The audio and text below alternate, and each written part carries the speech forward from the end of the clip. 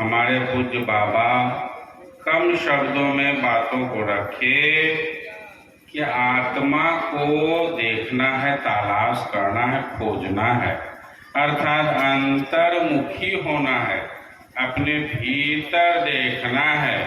पूज्य गुरुदेव का भी यही संदेश है कि अपने अंदर ताको। नहीं, यह जो क्रिया जानता है वो अपने अंदर अपने को ताके और अपना उद्धार और सुधार करे। यही जीवन का उद्देश्य है, यही जीवन का लक्ष्य होना चाहिए।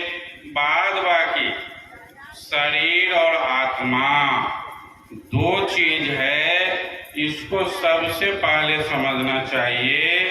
शरीर अलग चीज है और इसमें रहने वाला पुरुष अलग चीज है।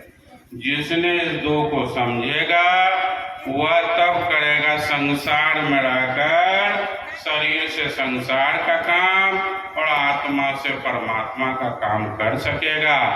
अन्यथा जब तक यह समझ में नहीं आएगा, अपने को शरीर समझते रहेंगे, तब तक कुछ भी नहीं सीखे, कुछ भी नहीं जाने। यही बात समझ लीजिए। इसलिए जब कुछ नहीं सीखे तो गुरु के शरण में जाना चाहिए, पूछना चाहिए।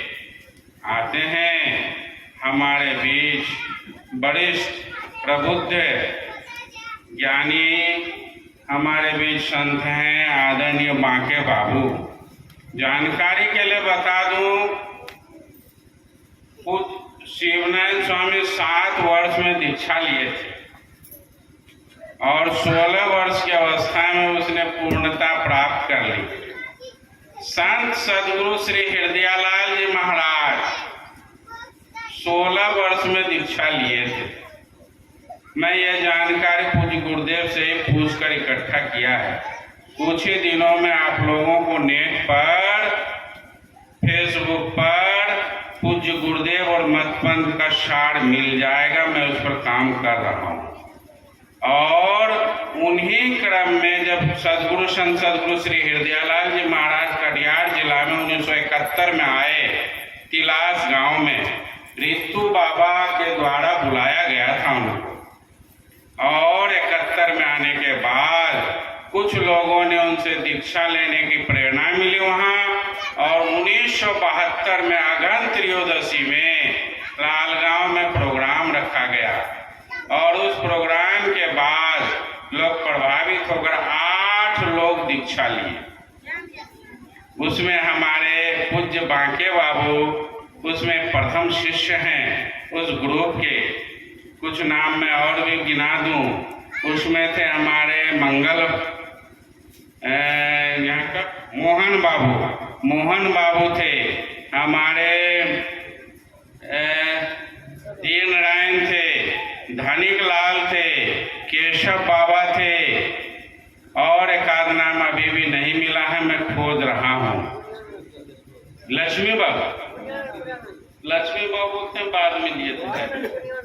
तो लक्ष्मी बाबू, ये लोग 8 लोग दीक्षा लेकर इस कटिहार जिला के धराधाम को धन्य कर दिए, जो कि उन्हीं का ये धीरे धीरे बढ़ावा बढ़ते बढ़ते आज हम लोग उस गुरुदेव के शिष्य हैं जिसने पूर्णता प्राप्त कर ली है। अगर आप नहीं जानते हैं तो जान लें, वे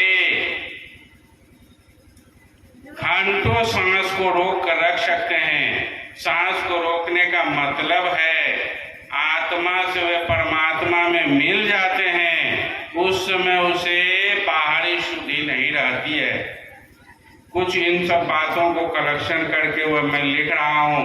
जीवनी जरूरी है और अगर कोई काम करना चाहे तो करें, यह जरूरी चीज है। यह आते हैं ऐसे ही हमारे पूज्य बाबा बांके बाबू के द्वारा 2-4 शब्द सुने। आते हैं। श्री सदगुरु महाराज की जय। श्री सदगुरु महाराज की जय। श्री सदगुरु महाराज की जय। वंदो गुरुपद कंद कृपा सिंधु नर रूप हरि महामोहतम पुंद जा सुवचन रवि करणी कर मंगल मूर्ति सदगुरु मिलवे सर्वाधार मंगलमय मंगल करना बारंबार त्वमेव माता च पिता त्वमेव बन्धुश्च सखा त्वमेव विद्या द्रविणं त्वमेव सर्वमं देव देव। मेरा मुझ में कुछ नहीं, जो कुछ है गुरु तोर, तेरा तुझको सौंपते क्या लागत है मोर। गुरु मूर्ति गति चंद्रमा, सेवक नयन चकोर, पलक पलक निरखत रहो गुरु मूर्ति की ओर। सात द्वीप नौ खंड में गुरु ते बरा नहीं कोई, करता चाहे कर न सके गुरु करे सो। प्रेम से बोलिए श्री सद्गुरु महाराज की जय। पूजनीय हमारे आदि गुरु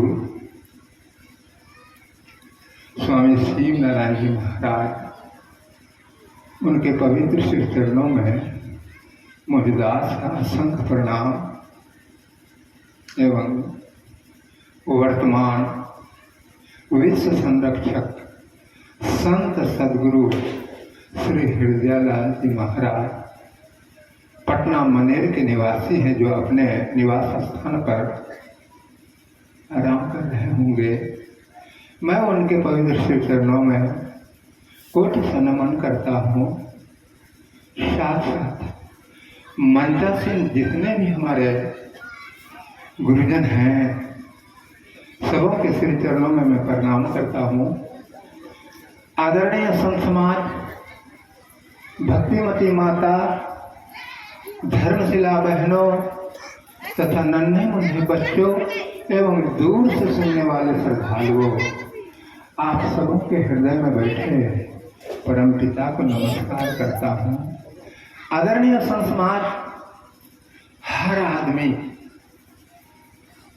जितने भी यहाँ उपस्थित हैं सब सत्संग में बैठे हैं, सत्संग में बैठे हैं। आयोजन किसके द्वारा हुआ है इसका श्रेय हमारे रवि बाबू को जाता है, जो अपने प्रयास से संत महापुरुषों को दूर दराज से बुलाकर एक दूसरे का दर्शन प्राप्त करवा रहे हैं। मैं भी आप लोगों के दर्शन से धन्य अपने आप को समझ रहा हूँ। देखिए,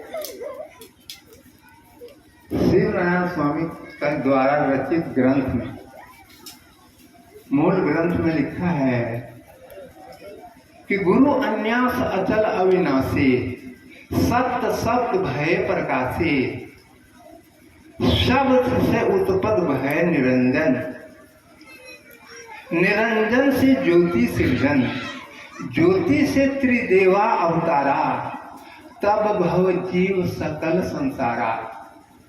सब ऊपर अविनाशी आपू, तेकरे कोई माई नहीं बापू। यहाँ जितना भी उपस्थित हैं सब अपने माता पिता से जन्म लिए हैं और जिसका के विनाश है, लेकिन वो परम पिता जो कि इस सृष्टि का रचना किया है वो अविनाशी है।